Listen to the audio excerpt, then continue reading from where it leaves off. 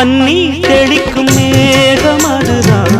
பருவ பெண்ணின் கூந்தலோ கண்ணே உனது கைகள் ரெண்டும்